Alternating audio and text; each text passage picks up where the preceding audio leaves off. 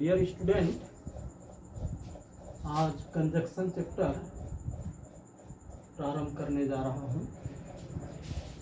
इसके पहले जो भी मैंने पढ़ाया, एडवर्ब पढ़ाया, प्रीपोजिशन पढ़ाया, प्रोनाउन पढ़ाया, आज कंजक्शन पढ़ाने जा रहा हूँ।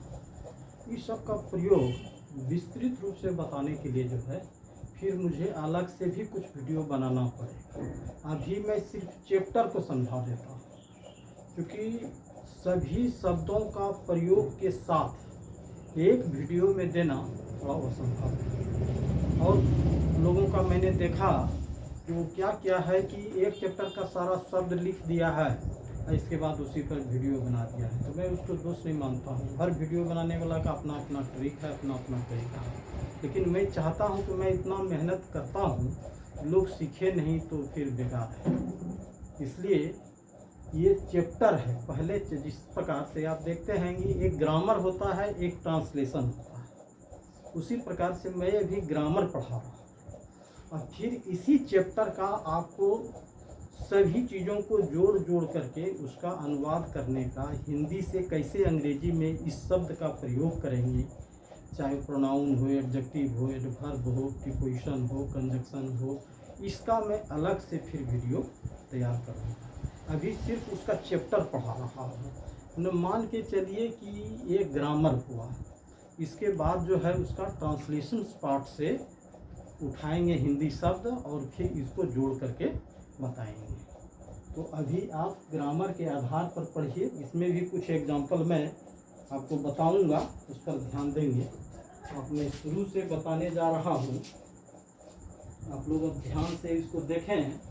कंजक्शन, कंजक्शन का मतलब क्या होता है कि जब हम एक चीज को दूसरे चीज के साथ जोड़ते हैं तो कंजक्शन कहलाता है। तो सवाल यहाँ जोड़ना क्या चीज है? यहाँ तो जब भी जुटेगा तो कोई शब्द जुटेगा या कोई सेंटेंस जुटेगा।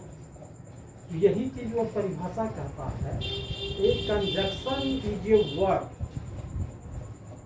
कंजक्शन एक ऐसा वर्ड है, एक ऐसा शब्द है, यूज्ड फॉर, प्रयोग किया जाता है, ज्वाइनिंग वर्ड्स ऑफ सेंटेंस, शब्दों और वाक्यों को जोड़ने के लिए कंजक्शन शब्द का प्रयोग किया जाता है। अब ऐसे तो इसका बहुत प्रकार होता है। ब्रांच, इसको ब्रांच टाइप कहता है। तो मैं ब्रांच टाइप मौखिक रूप से बोल दूंगा, लेकिन अब जो इसका मेनली जो होता है ये टू काइंड। एक कोऑर्डिनेट होता है। कोऑर्डिनेट किसको कहते हैं? कोऑर्डिनेट जो होता है उसके साथ कंजक्शन का प्रयोग होने के बावजूद भी वो स्वतंत्र रहता है। उसका किसी के साथ कोई निर्भरता साबित नहीं करता है। दो सेंटेंस रहने के बाद भी दोनों का दोनों स्वतंत्र रहता है। When one is not depend on the other, dependent on the, यानी उसमें एक जो है किसी दूसरे पर निर्भर नहीं रहता है, उसी को कहते हैं कोऑर्डिनेटिंग। अब है सब ऑर्डिनेटिंग।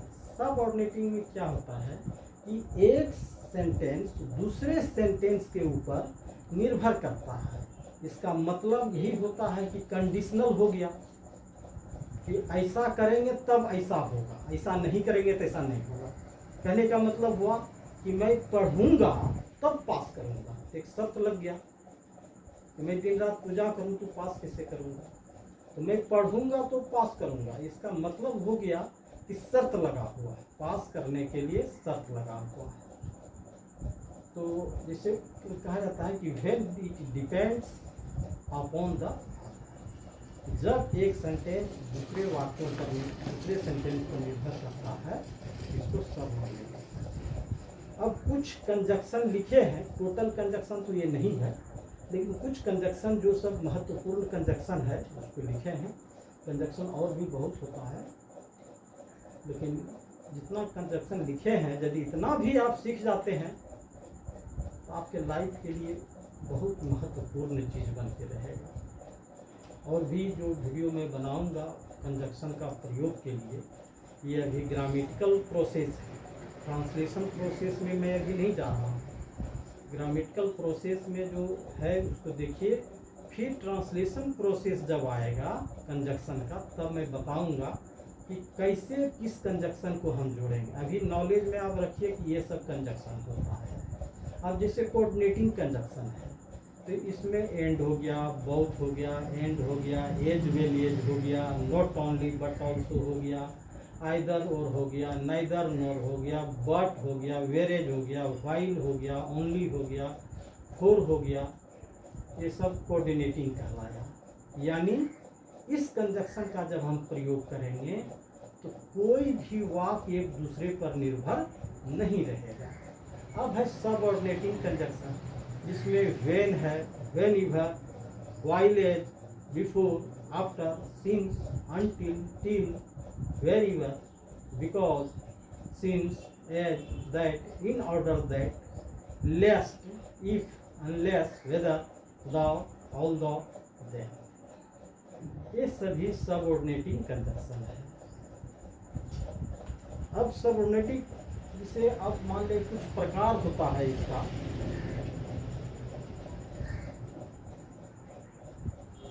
जैसे कोऑर्डिनेटिंग का जो उप ब्रांच होता है, इसका सब ब्रांच कहा जाए, तो हो गया कोमुलेटिव, अल्टरनेटिव, एडवर्सेटिव, इलेटिव। ये इसका हो गया उप ब्रांच कोऑर्डिनेटिंग में। सब ऑर्डिनेटिंग में तो सिर्फ डिपेंडेंट और प्रिंसिपल। प्रिंसिपल उसी को कहता है जो खुद अपने आप पर निर्धारित होता है, डिपेंडेंट उसको कहता है जो एक दूसरे पर निर्धारित होता है। तो ये सब ऑर्डिनेटिंग का हो गया और ये सब कोऑर्डिनेटिंग का हो गया। कोऑर्डिनेटिंग का मैंने बता दिया कि कोमुलेटिव, अल्टरनेटिव, एडवर्सेटिव, इलेटिव। हालांकि इसका प्रकार जानना अंग्रेजी सीखने के लिए जरूरी नहीं है, लेकिन कंजक्शन होता क्या है, कहाँ प्रयोग होता है, ये जानना जरूरी है। अब जैसे मान लिया जाए कि हम बोले कि कोमुलेटिव जो होता है, जो कोऑर्डिनेटिंग का ब्रांच है, अब उसका कंजक्शन दूसरे पर निर्भर नहीं करता है। जैसे एक उदाहरण मान लीजिए, the one received a prize and other was promoted. अब ये वो कोई पुरस्कार जीता तो दूसरा जो है पदोन्नति मिला। तो एक का काम दूसरे पर किसी प्रकार से निर्भर नहीं करता है। जैसे Ram is honest but Shyam is dishonest, या एंड श्याम इज डिसऑनेस्ट। अब राम और श्याम को हम एंड से जोड़े हैं, तो राम ईमानदार है तो है, श्याम बेईमान है तो है, वो अपना है। ये दोनों अपना अपना अलग अलग है, किसी को किसी से कोई मतलब नहीं है। कोई ईमानदार है तो ठीक है, कोई बेईमान है तो अपने लिए ठीक है। इसका एक का काम दूसरे ऊपर निर्भर नहीं करता। अब जैसे है नॉट ओनली बट ऑल्सो, ये तो सिंगल वाला था। अब ये देखिए एक तो मैं डबल वाला बता सकता हूँ, नॉट ओनली बट ऑल्सो। जैसे हिंदी में एक सेंटेंस लेते हैं कि इंदिरा गांधी भारत की ही नहीं बल्कि विश्व स्तरीय नेत्री थी। तो Indira Gandhi was not only a leader of India but the level of whole. एकदम देखिए दो कंजक्शन का प्रयोग किए, लेकिन वाक्य किसी पर भी निर्भर नहीं रहा, वाक्य एकदम स्वतंत्र है। अब जैसे इधर से एक ठो ले लेता हूँ, नाइदर नॉर। अब जैसे है हवा को किसने देखा, तो हवा को तो किसी ने नहीं दिखा है। Who has seen the wind, हवा को किसने देखा है, तो हवा को किसी ने नहीं देखा है। तो neither you NOR I have seen the wind, ना तुमने और ना मैंने, किसी ने नहीं लिखा है। तो इस तरह का जितना भी कंजक्शन हम प्रयोग किए सेंटेंस में, कहीं भी नज़र नहीं आया कि कोई भी वाक्य जो है एक दूसरे पर निर्भर करता है। ऑलरेडी 2 कंजक्शन का प्रयोग किए, फिर भी किसी भी प्रकार से वह दूसरे के ऊपर निर्भर नहीं रहता है। अब जैसे है as well as, he is guilty as well as you, यानी तुम्हारे समान ही वह दोषी है, निर्भर नहीं है। जैसे not only but also, he was not only accused but also convicted, यानी इसका मतलब हुआ कि वह सिर्फ आरोपी ही नहीं बल्कि दोषी भी है। एक होता है जिसके ऊपर आरोप रहता है, जब मुकदमा फाइनल होता है तो वो बरी हो जाता है, यानी निर्दोष हो जाता है। लेकिन किसी के बारे में कहा गया कि he is not only accused but also convicted, तो ये किसी पर निर्भर नहीं है, सिर्फ एक ही आदमी आरोपी है, वही आदमी दोषी है। इसलिए ये एक प्रकार से हमारा क्युमुलेटिव हो गया। कोऑर्डिनेटिंग का फर्स्ट पार्ट जैसे क्युमुलेटिव बताए हैं वो क्युमुलेटिव हो गया। अब जैसे अल्टरनेटिव में ले लिए तो आइदर और हो गया, नाइदर नोर हो गया, ये हो गया अल्टरनेटिव। अब जैसे एक प्रकार बताए थे एडवर्सेटिव, तो उसमें बट ले लीजिए, he is sad but hopeful, he is sad but hopeful, वह उदास है लेकिन आशावान है। उदास होना एक अलग चीज है, लेकिन उसके दिल के अंदर एक उम्मीद रहना कि अच्छा अभी नहीं तो बाद में होगा। अब जैसे वेर एज है, वाइल है, जैसे wise man love truth, whereas और वाइल फूल सन, कहता है कि एक बुद्धिमान आदमी जो है सच्चा प्यार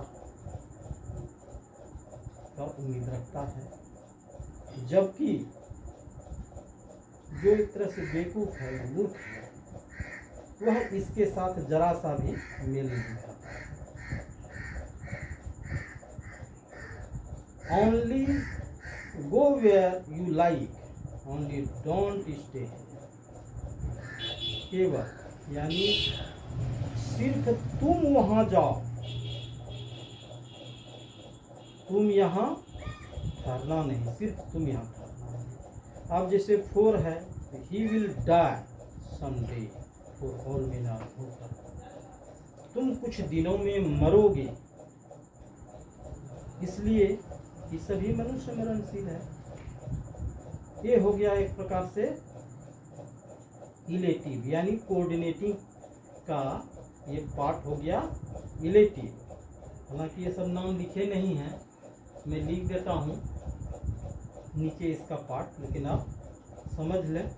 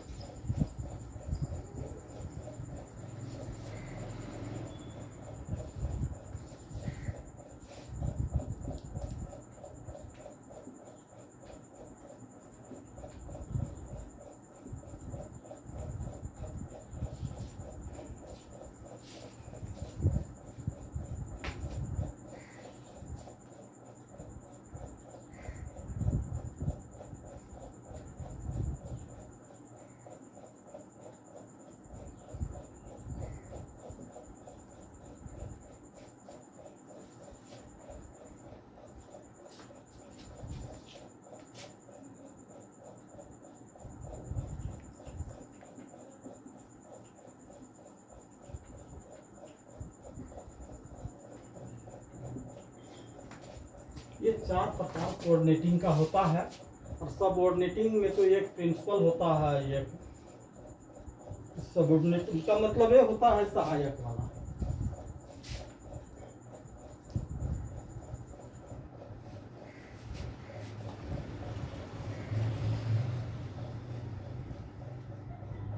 आप लोग समझ गए होंगे कोऑर्डिनेटिंग में कम्युलेटिव, अल्टरनेटिव, रिलेटिव और एडवर्सिव, ये 4 प्रकार का कोऑर्डिनेटिव होता है। यदि यह प्रकार आप नहीं भी जानेंगे, आपको याद नहीं भी रहेगा तो भी कोई दिक्कत नहीं है, लेकिन कोऑर्डिनेटिंग कंजंक्शन होता कौन कौन है ये ध्यान रखें।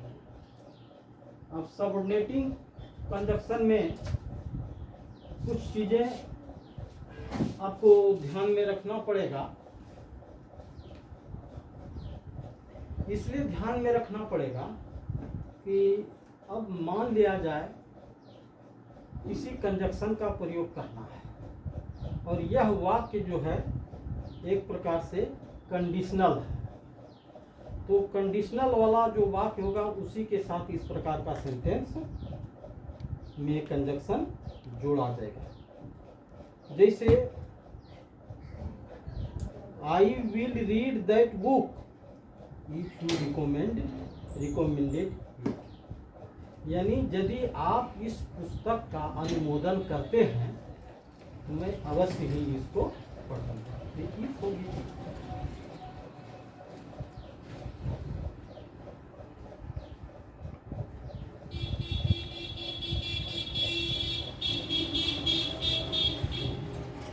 I will do it when I find time, जब मुझे समय मिलता है तब मैं काम करूंगा। शर्त हो गया।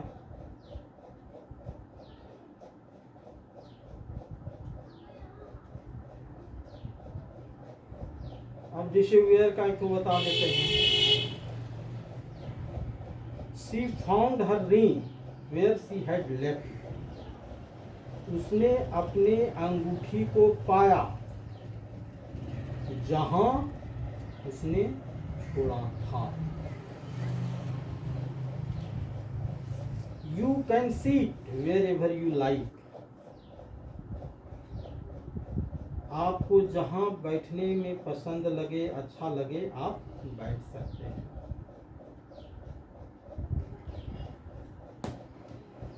बिकॉज का अर्थ होता है क्योंकि। He will succeed because he has worked hard, वह सफलता प्राप्त करेगा क्योंकि उन्होंने कड़ी मेहनत की।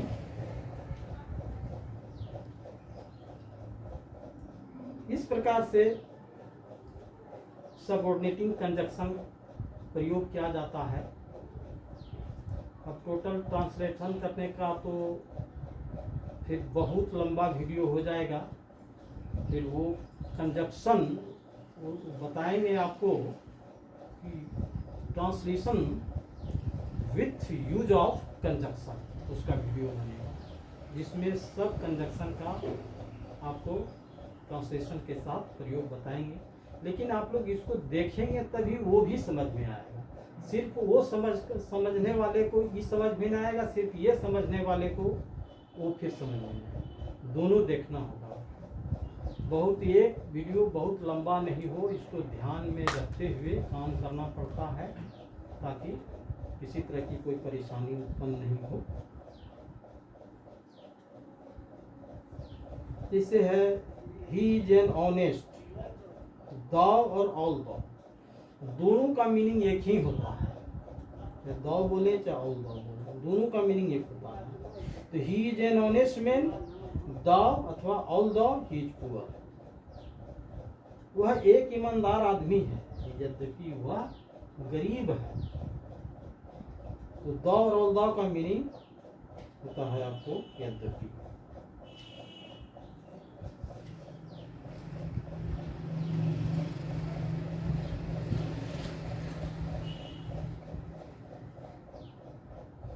You may do as you please, it all ended as we expected। इस प्रकार से अपलोड कर सकते हैं। इसके बाद फिर जब हो जाएगा तो फिर एक्सरसाइज भी कुछ बनवाएंगे सिखाने के लिए, देंगे आप लोगों को एक्सरसाइज। फिलहाल मैं इसको यहीं ख़त्म करता हूँ। आप लोग पूरा वीडियो देखें और सब्सक्राइब करना नहीं भूलें। सब्सक्राइब जरूर करें, लाइक करें। कोई परेशानी हो तो कमेंट करें। Thank you for watching. धन्यवाद।